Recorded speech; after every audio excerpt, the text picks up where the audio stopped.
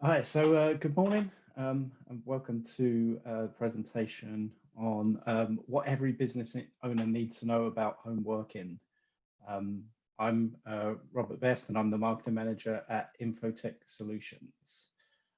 So here's a little bit of what we're going to go through today um, and discuss. So we're going to look at how the right IT can help you be productive working at home.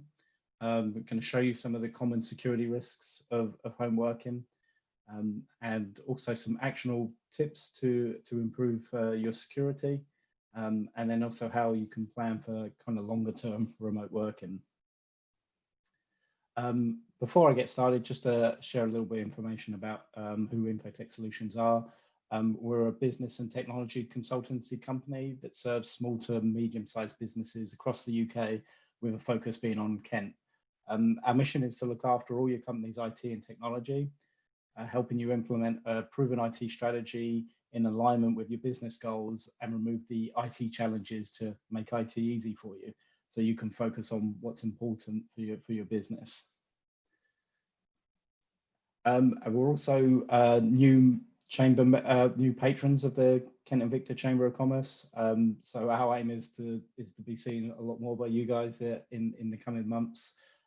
So far, we've been doing it for a couple of months now. Really enjoyed it. The interaction's been fantastic, and we're trying to increase our involvement as much as possible. So 2020, the year of working from home.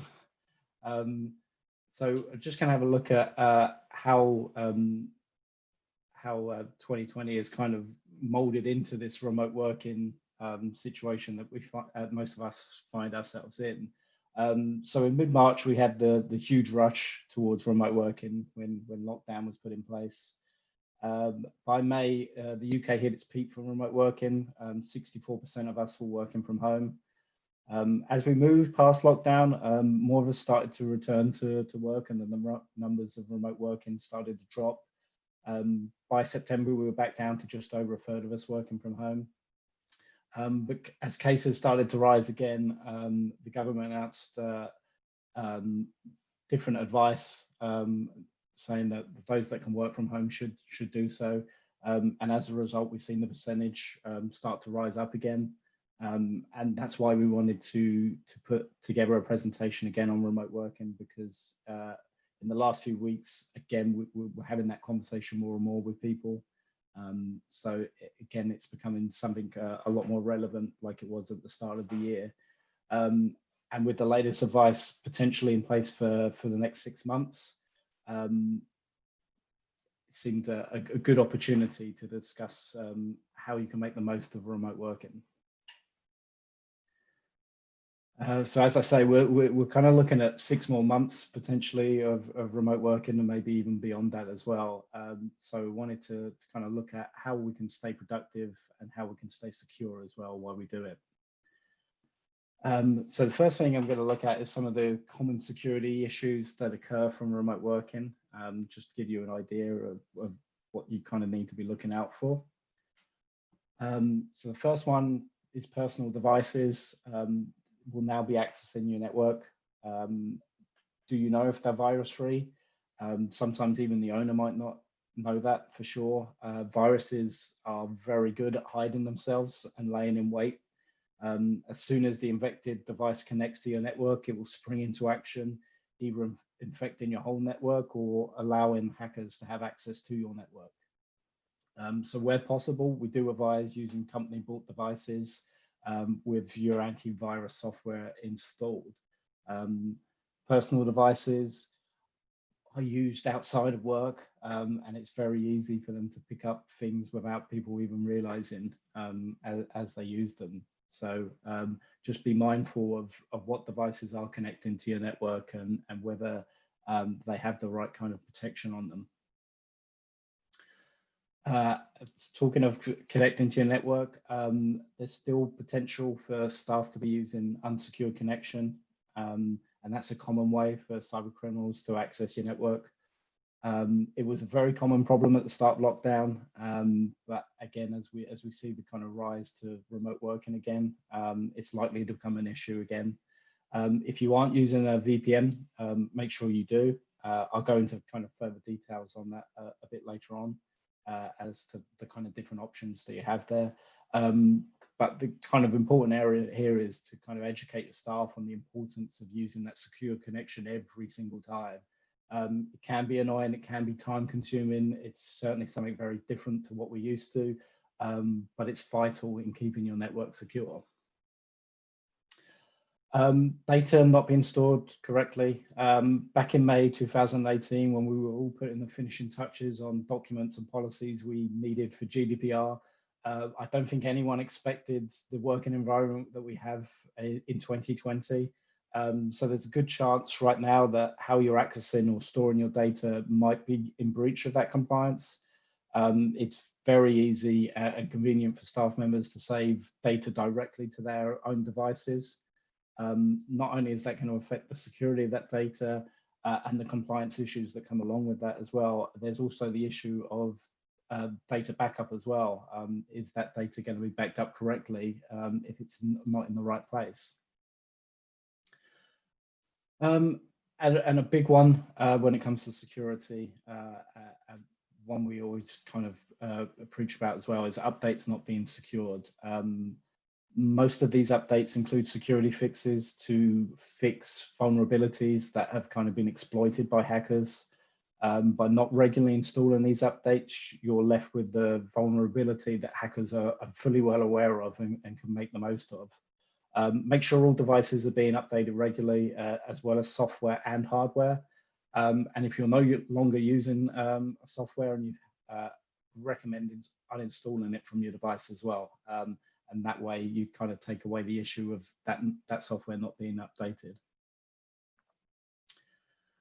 So now we're going to have a look at what your role is within the company and what you can do to protect yourself and your data, kind of looking at those security issues there. We've put together a checklist for this. It delivers the top 18 things to make your remote work secure, convenient, and stress-free. If remote working is new to your business in 2020, I'm sure you'll find this extremely useful. We'll make it available to download afterwards. Either send it round or make sure you get a link to find it. So as we move on to the next part of the session, I wanted to discuss some of the most important kind of processes that are in that checklist that are vital to what you can do to protect your business and your data as you work remotely. First one here, make sure you have an up-to-date antivirus or anti-malware product. Nowadays, the sad truth is you can't really use a laptop, PC, or even a Mac without having antivirus installed. The fact that we still refer to this type of software as antivirus is a little out of date as well. We're no longer worried so much about the various different viruses we used to get into computer. It's the heavy duty stuff now, like malware, which is a more common problem that we see today. You might want to think carefully when you're online, even if you're visiting reputable sites and downloading from official sources like the Windows Store or from iTunes. You still need to have that protection in place. So as we say, using a paid version of antivirus or anti-malware that's fully up to date is a great way to start protecting the devices you're using. As I spoke about earlier, we've got have many people working from home who'll be connecting back into your company network securely. Historically, businesses have been used a form of VPN known as PPTP to connect to the internal network whilst working remotely. That's point-to-point tunneling protocol for anyone who wanted to know the acronym. It's no longer classed as a secured method of connecting to the internal network due to its weak encryption and authentication services. So as cyber criminals are fantastic with adapting to how we adapt to how we're working. So as people were starting to work from home and there was a big rush to it, they worked out how can we take advantage of that situation? And this is a prime example here. So skip through more than I should have there. So we're recommending the use of services such as SSL VPNs, and they're designed with security in mind to keep employees safe, secure, and still rely on a reliable access to the corporate network.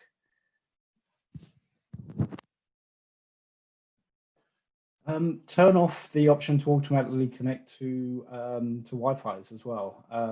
Pre-lockdown, you may have worked from remote locations such as internet cafes or Starbucks or anything like that. Locations that provide a public Wi-Fi connection. Always be wary of public Wi-Fi connections, as they can be unsecure and prime targets for hackers to spy on your internet traffic, especially any networks that don't come with a password protection. We advise to kind of stay clear of them as much as possible, and to make sure that you are connecting to the most secure network you can at all times. By turning this function off, that stops you from automatically connecting to these public Wi-Fi's if you're back in that area. Lock the computer when it's not being used. I know more and more people now, as a kind of breakaway from the same scenery of sitting at home 5 days a week and doing their work, they're going to more kind of public areas where the restrictions allow it. So private data is private and should be treated as private. So lock that computer if you're ever away from it. A great feature of Windows 10 is that you can set it up to automatically lock your PC when you walk away from it. And that's, again, like a great option just to stop people looking at things they shouldn't be looking at. Strong passwords. I love this table and I use it as much as possible. It's really interesting. It's fascinating to kind of see where our passwords lie on this and how well, how secure they are. Of course, we want to be aiming for the green here, and down there in the bottom right hand corner, when we're looking at quadrillion years to break, that's a really strong password. Yeah, I recommend we'll try and make these slides available for you all. Having a look at this table and just working out like where your passwords sit now, and the kind of actions that you'll need to just improve it, so you're in those green there, so they're a lot more they're a lot stronger and more secure. Multi-factor authentication is a kind of an add-on to the strong passwords you're using. It's exactly what it sounds like. It's an extra additional layer of security, making it harder for the bad guys to log in if they get hold of your password. In this instance, you'll put in your password and then you'll be asked to do another action. The example we've got there on the screen is what we use at Infotech. So that's an app on our phone. When we log into to our PCs or into other software that we use as well, this pops up on the phone, and we have to then take that action to approve it. So even if someone does get hold of your password, as long as you've still got that phone on you, then they can't access your accounts. So it's a fantastic form of extra security, and one we're seeing a lot more of in use generally. Banks have started to make big use of it as well, and even it's seen it in some shopping situations as well. See something, say something. Always think twice if you're unsure. The actions of your staff are vital to the security of your business. The hackers will target them. Phishing emails are extremely common nowadays, and have become so sophisticated as well. So because employees are the core of your business, they will be the main target. So making sure you stay up to date with cybersecurity knowledge, coming to events like this is a great start, but also kind of teaching them to recognize the threats is imperative to the security of your business. The threat landscape is constantly evolving. New tactics, new techniques are always coming out. So it is important to kind of stay up to date. If you do receive suspicious emails, report it to your IT provider, and make other people known in the business as well, because it's unlikely they will just be sent to you as well. If there are concerns over user awareness within your organization, roll out an effective ongoing security, internal security awareness program. There's options that you can find online with that. You can speak to us and we can recommend solutions for you, or help you with that training ourselves. Is your data backed up correctly and securely?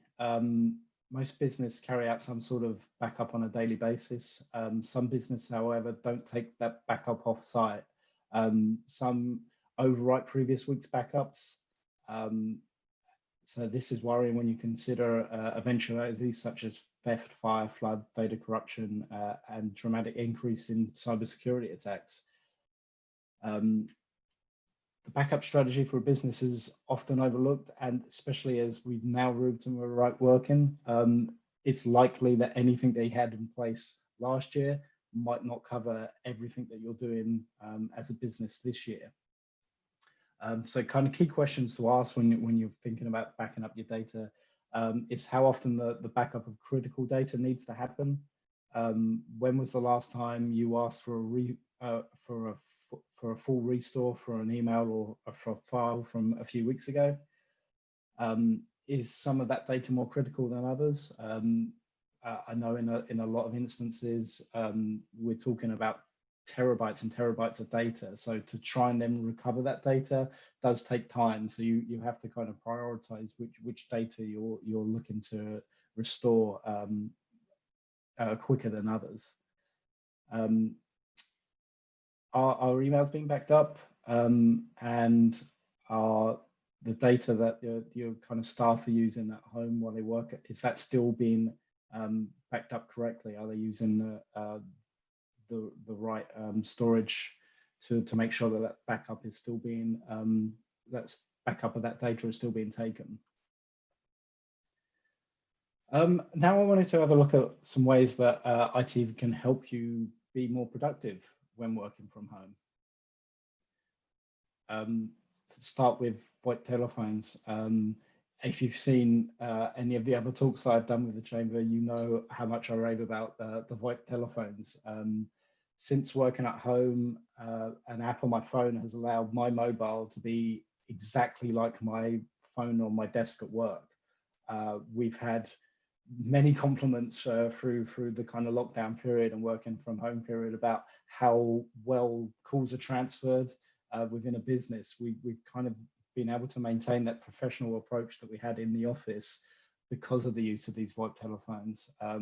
We're working on exactly the same kind of structure as we were before, and it has been noticed as well from people we speak to.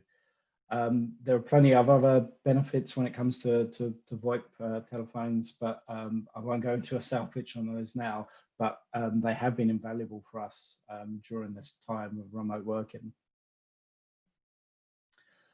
Using the cloud. So throughout our time remote working, I haven't accessed our network once. Everything that I need can be accessed via the cloud.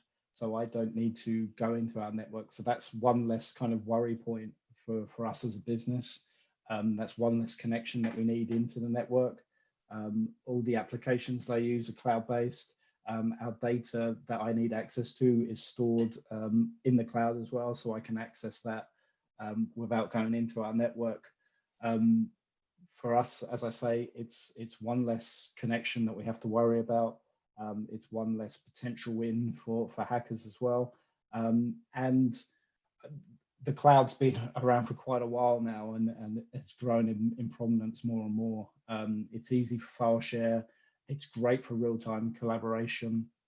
And it's a kind of easy way to store your data as well. Video calling and instant messaging. So 2020 has been sponsored by Zoom. We've all spent so much time on it, as we see here as well. And as much as we joke about video meetings and video call-ins, they've been vital to help maintain contact throughout our business, and I'm sure throughout many other businesses. I know the Chamber have been fantastic about all the events they've put on. And that's only possible through these video calling software. Just this morning, as a company, we had a morning catch up with the whole company, and that's a great way of helping us stay all connected to everyone in the business, and make sure that we kind of feel like we are still working for Infotech, even though we are sitting at home. And instant messaging, that's been a big help for us as well. Being out of the office environment, we've been very reliant on email for communication, but instant messaging kind of works as the equivalent of popping over to someone's desk to get that kind of quick answer. We've all been in kind of email chains that go back and forth and take days to get the answers we're looking for. Instant messaging has been really good, real-time conversations. And it helps us be more productive, helps us stay connected as we all work from home. Just before we finish up, just going to have a quick summary of some of the things that you can do to get started on this kind of focus on remote working. Follow those tips that we've got in there. As I say, we'll make these slides available so you can have a look back through them, because there are some kind of technical areas in there which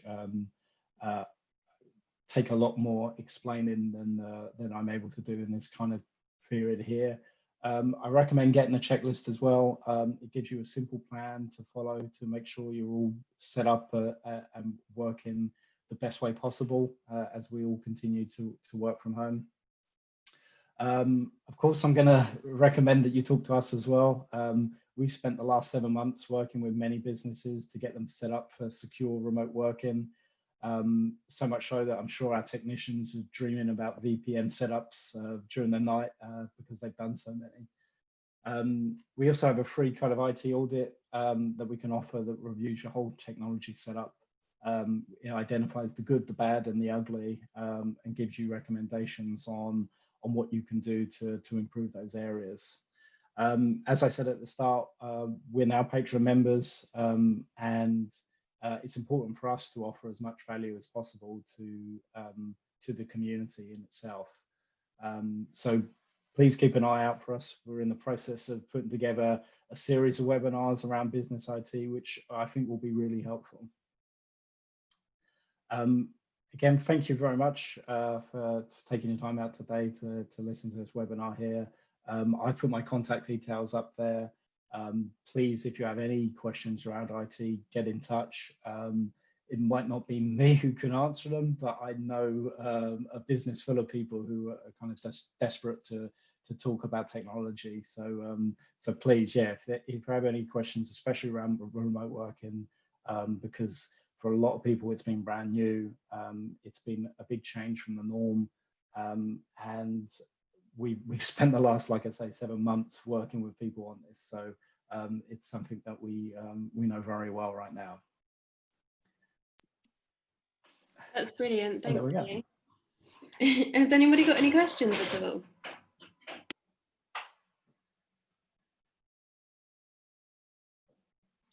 Yeah. Thank you, Rob. That's really helpful. What interested me was towards the end, the VoIP telephone systems. Yes. Are they totally internet based, or are they still plugged into a telephone line? No, it is internet based, and that in itself is an advantage because you lose the cost of telephone lines. So if you've already got the internet in base, that's already set up for you. And it means, as I say, my mobile phone now becomes my work phone, and that can be anywhere as long as I've got a connection. I can take any call as I would normally. Like I say, for us, they've been fantastic. And really does help. I know in this kind of situation when we're kind of all away from the office, something like that, telephones is not much you can do about the kind of physical device and the phone number itself. So it's been a really good solution to to carry on that professional approach when people give you a call. I see from your website you've maintained your Medway telephone number rather than having a spurious telephone number. Yes, we do like to make it very clear that we are kind of Medway based. I'm very kind of proud of that as well. Add that kind of loyal approach to the local area as well. Thanks very much. Thank you. Thank you. Can I just chip in there to support what Rob said on the VoIP phones? We've been using them for 10 years, I think now. We were fairly early adopters of them, and they really work. Once in a blue moon, everything goes pear-shaped, but it does on ordinary phones. Mostly they work really well. We're remote working now almost entirely, and it works very well with the central number going through to Isabel, who's there, and a couple of other people, and the personal phones can go to your personal home, and yeah, it just it's very seamless. Yeah, and they've been so popular as well that I think the BT, it's either 2024 or 2025, like they are going that route completely. We are kind of looking towards the end of landlines and that kind of traditional phone setup. So yeah, it looks like it's something that's going to kind of completely take over. Great, thank you. Did anyone else have any questions at all? No, I think we're all good. We'll make sure that we will send out all of the slides as well, if that's okay. Sorry, I've just said that without checking, actually, Rob. No, definitely, yeah. Yeah. Perfect. And potentially we could send out the checklist as well. I think that could be popular with everyone, just to give you guys a copy of that. Yes. Yeah, did you have a question? Sorry, got it on mute, hold on. Hi, Rob, thank you very much indeed. We've had a bit of a problem with the VoIP phones. Okay. The connection in Canterbury hasn't been great for us. So I'm not sure I'm envious of Louise's experience. May I just ask, if your technicians have been really busy over the last 7 months, have you, are you still taking on new business? Oh yes, definitely. Yeah, we have been very busy, but we've organised ourselves in a position where it's not overloaded the service desk at all. We have kind of a couple of engineers who are kind of kept separate from that, so they've been doing a lot of the kind of work around remote working, especially for that, so we can maintain the day-to-day. And yes, we've got plenty of scope for new customers. And have you got people based in Canterbury, or is it all Medway?